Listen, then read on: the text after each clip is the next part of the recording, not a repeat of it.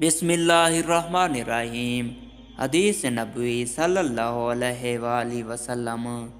حضرت ابو ہریرہ رضی اللہ تعالیٰ عنہ سے روایت ہے کہ رسول اللہ صلی اللہ علیہ وآلہ وسلم نے فرمایا، مجھ سے دین کے بارے میں پوچھ لو۔ صحابہ کرام رضی اللہ تعالیٰ عنہ آپ صلی اللہ علیہ وآلہ وسلم سے اتنے مرعوب ہوئے کہ سوال نہ کر سکے۔ تب ایک آدمی آیا اور آپ صلی اللہ علیہ وآلہ وسلم کے دونوں گھٹنوں کے قریب بیٹھ گیا، پھر کہنے لگا، اے اللہ کے رسول، اسلام کیا ہے؟ آپ صلی اللہ علیہ وآلہ وسلم نے فرمایا، تم اللہ تعالیٰ کے ساتھ کسی کو شریک نہ ٹھہراؤ، نماز کا اہتمام کرو، زکوٰۃ ادا کرو اور رمضان کے روزے رکھو۔ اس نے کہا، آپ صلی اللہ علیہ وآلہ وسلم نے سچ فرمایا۔ پھر پوچھا، اے اللہ کے رسول، ایمان کیا ہے؟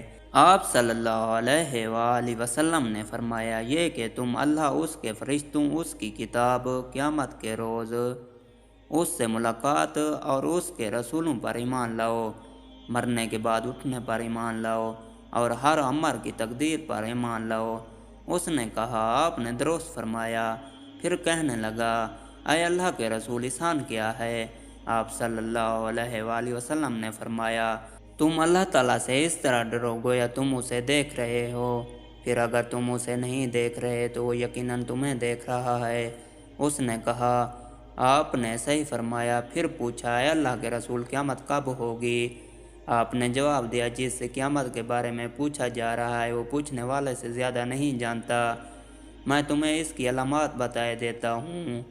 جب دیکھو کہ عورت اپنے آقا کو جنم دیتی ہے تو یہ اس کی نشانیوں میں سے ہے، اور جب دیکھو کہ ننگے پاؤں اور ننگے بدن والے گونگے اور بہرے زمین کے بادشاہ ہیں تو یہ اس کی علامات میں سے ہے، اور جب دیکھو کہ بیر بکریوں کے چرواہے اونچی سے اونچی عمارت بنانے میں باہم مقابلہ کر رہے ہیں تو یہ بھی اس کی نشانیوں میں سے ہے۔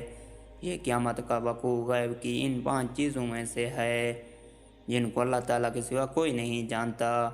پھر آپ نے یہ آیات پڑھی، بے شک اللہ تعالیٰ ہی کے پاس قیامت کا علم ہے، وہی بارش برساتا اور وہی جانتا ہے کہ رحم ماؤں کے پیٹوں میں کیا ہے، اور کوئی شخص نہیں جانتا کہ وہ آنے والے کل میں کیا کرے گا، اور کوئی شخص نہیں جانتا کہ وہ کہاں کس زمین میں فوت ہوگا۔ سورت کے آخر تک حضرت ابو ہریرہ رضی اللہ تعالیٰ عنہ نے کہا، پھر وہ آدمی کھڑا ہو گیا اور چلا گیا تو رسول اللہ صلی اللہ علیہ وآلہ وسلم نے فرمایا، اسے میرے پاس لاؤ۔ اسے تلاش کیا گیا تو انہیں صحابہ کرام کو نہ ملا۔ رسول اللہ صلی اللہ علیہ وسلم نے فرمایا، یہ جبریل تھے، انہوں نے چاہا کہ تم نہیں پوچھ رہے تو تم دین سیکھ لو، انہوں نے آ کر تمہاری طرف سے سوال کیا۔